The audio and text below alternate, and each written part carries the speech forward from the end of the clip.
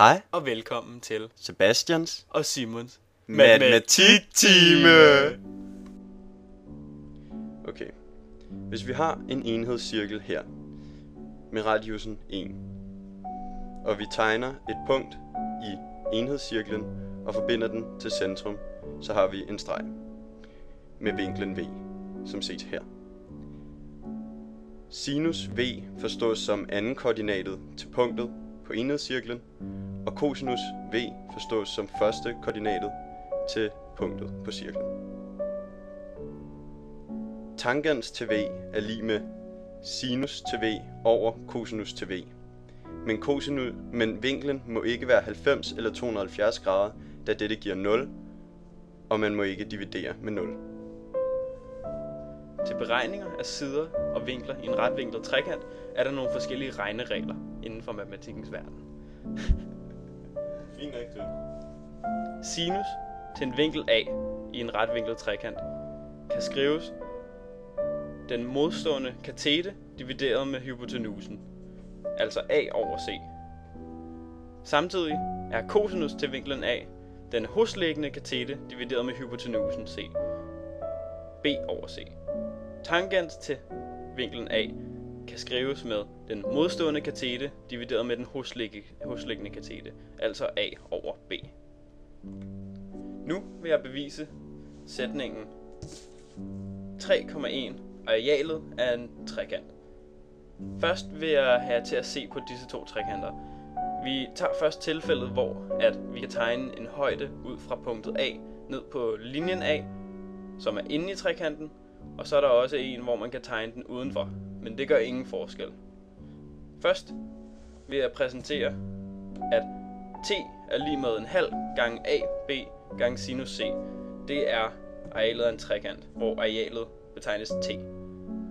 Først, for at bevise denne sætning, skal jeg tage udgangspunkt i formlen for en trekant, som kendes til at være en halv gange højden h gange grundlinjen, som i dette tilfælde hedder A.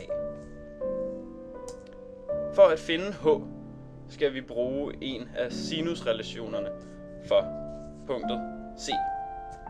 Ved at se på trekanten, så ved vi, at sinus til vinklen C er lig med højden h, eller i dette tilfælde den modstående katete, divideret med hypotenusen B. Altså, dette kan skrives sinus til C er lig med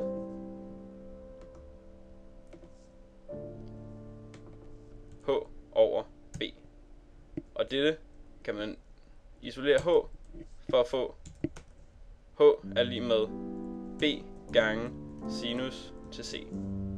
Ved så at indsætte dette i formlen, får vi at t er lig med en halv gange vores definition for h, som var b gange sinus til vinklen C gange a, som altså fås til t er lig med en halv gange a b gange sinus C. Okay, her har vi sætning 3,3, sinusrelationen, og den vil jeg nu bevise ud fra den her trekant.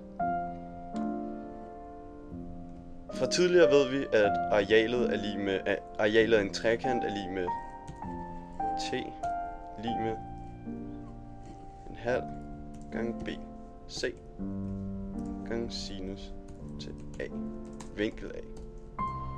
Og det er med udgangspunkt i vinkel a. Og derfor må det også gælde det samme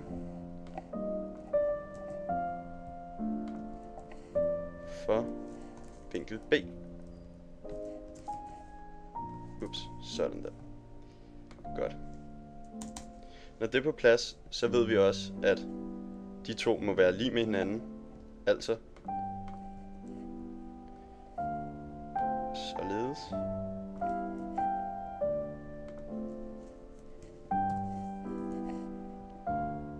Sådan. Og hvis vi kigger på den her ligning, så kan vi se, at vi kan dividere med minus eller med en halv på begge sider, og så får vi fjernet en halv på begge sider, således. Og så kan vi igen dividere med C på begge sider. Det er side C, og så får vi således. Og næste trin, det er så at dividere med sinus B på begge sider, og så får vi dette. Sådan.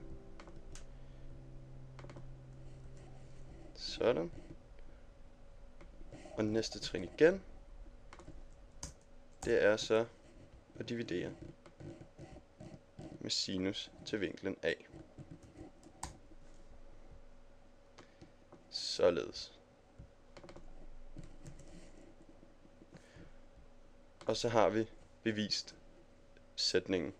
Og det samme det gælder med udgangspunkt i vinkel C. Det var alt for nu. Vi ses igen næste gang. Og glem aldrig, Altid have sjov med matematik.